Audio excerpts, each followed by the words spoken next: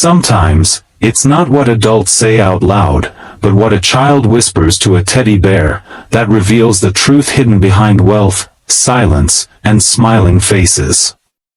Stay with me till the end to discover what one whisper did to change a father's destiny, and a broken family's entire life. If this story moved you, don't forget to like, comment, share with someone who needs hope today. Subscribe our channel Kindness Talks for more real-life inspired emotional stories. It was 6:45 a.m. when Thomas pulled up in his beat-up pickup truck outside a massive gated mansion in an upscale neighborhood he never thought he'd work in. His 7-year-old son, Liam, sat quietly in the front seat, clutching a worn-out action figure, eyes sleepy but trusting. Life hadn't been kind to Thomas since his wife died 3 years ago. Every day since, he'd been juggling small repair jobs, fighting to keep the lights on, and trying to be both mother and father to Liam. This fence repair was supposed to be just another job, except it wasn't. From the moment he stepped out and walked toward the imposing white mansion, he sensed something off. The fence wasn't severely damaged. It was more symbolic, like someone wanted to put a boundary not just between spaces, but people. Before Thomas could knock, a sharp voice rang through the security intercom. "You're here early. Come to the backyard. The gate will open now."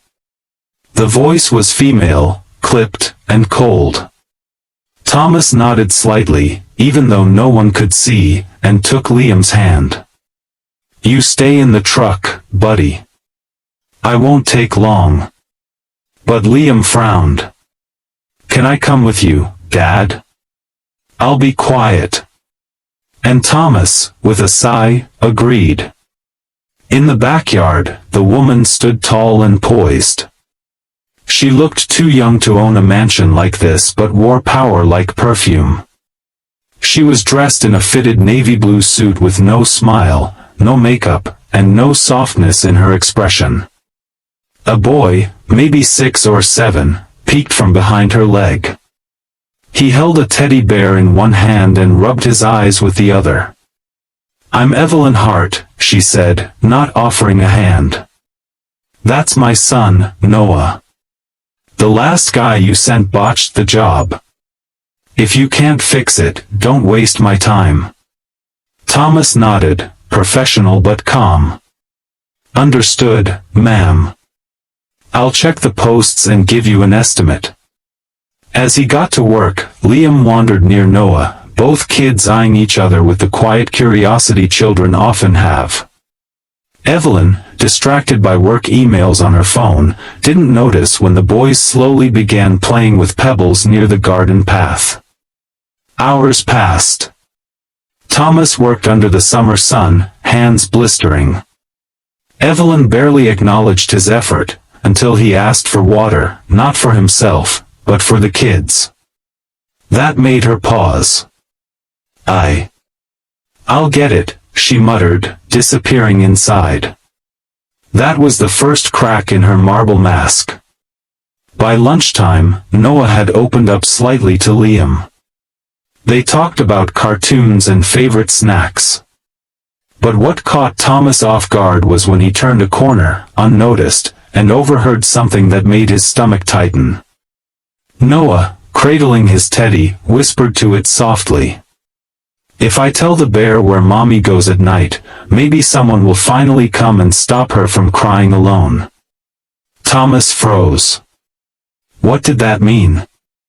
Noah had looked so well-dressed, so well-fed, so safe. But that whisper, it carried weight, sorrow, confusion. Children don't lie to teddy bears. They confess. Evelyn returned, calling for her son sharply. Her eyes locked with Thomas's for a split second, defensive, panicked. She knew he'd heard something. Later that evening, after Thomas finished the repairs, he found an envelope with extra money slipped under his truck's wiper. No note. No thanks. Just silence. But he couldn't sleep that night. Nor could he forget that whisper. Because Thomas knew pain, and he recognized it in that little boy's voice. End of Chapter 1. Clapperboard Chapter 1 Cliffhanger/engagement hook. That night, Thomas sat by Liam's bed, staring out the window, torn between walking away and digging deeper into a whisper that wasn't his to hear, but might be exactly what he needed to change not just one boy's life, but his own. Thomas returned the next day under the pretense of adjusting the hinges, though everything was already fixed. Evelyn looked surprised, but didn't question it. She seemed even more distracted, tense. Noah, on the other hand, lit up when he saw Liam again. The boys ran to the backyard as Thomas worked slower than necessary. He watched. Listened. Waited. Evelyn stood on the balcony above, phone in hand, pacing. Her voice was hushed but urgent. "No, I told you, I can't have another late night." Noah's starting to notice. "No, I haven't told him yet.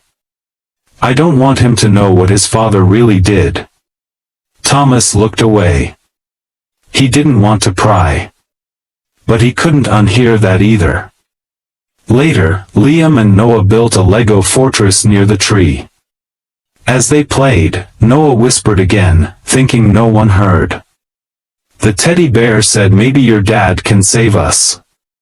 But Mommy said daddies always leave." Thomas clenched his jaw. Noah didn't know his dad had abandoned them after being caught in a corporate scandal. Evelyn had been left with lawsuits, bankruptcy, and a broken heart. She had rebuilt her empire in silence, refusing help, refusing to show weakness. Her pain had calcified into pride. She had money now. But she'd lost tenderness. And Noah had no one to tell that to, except a teddy bear. That night, Thomas made a bold decision. He knocked on Evelyn's front door, not as a handyman, but as a father. "I don't mean to intrude," he said gently. "But Noah's hurting. And pretending everything's fine doesn't protect him. It isolates him." Evelyn stared at him, walls up. But her eyes shimmered. "You think I don't know that?" "I think you do," Thomas replied, "but you've forgotten that healing doesn't mean hiding the cracks. It means letting someone help fill them." She didn't answer. But she didn't close the door either. Days turned into weeks. Liam and Noah became inseparable. Evelyn slowly began opening up, first with small talk, then confessions. She learned about Thomas's late wife, his grief, his stubbornness, his soft heart. And he learned how she had been left behind with debts, media attacks, and a child she didn't know how to comfort. They weren't perfect. But they were honest. One evening, Noah sat with his teddy, smiling. "You can stop worrying now," he whispered. "I think he's staying." And Thomas heard it. Sometimes the most powerful truths are whispered into silence. But if you listen, really listen, you might just hear the beginning of healing, hope, and second chances. All from the voice of a child, and the courage of a single dad who refused to walk away.